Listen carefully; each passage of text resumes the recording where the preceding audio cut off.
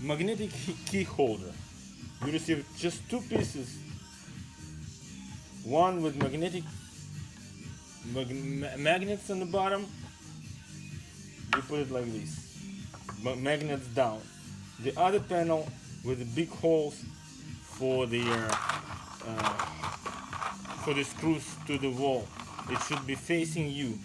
We also provide these plugs that after you screw this to the wall, you plug this in.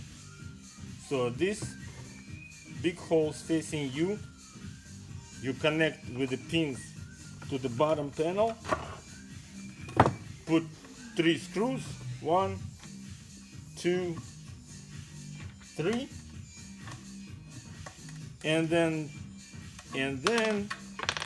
place it on the wall, put the level over here, take the pencil, mark the wall, and then use our provided screws to screw this to the wall with provided anchors. That's it, magnetic key holder, and then you can hang the keys.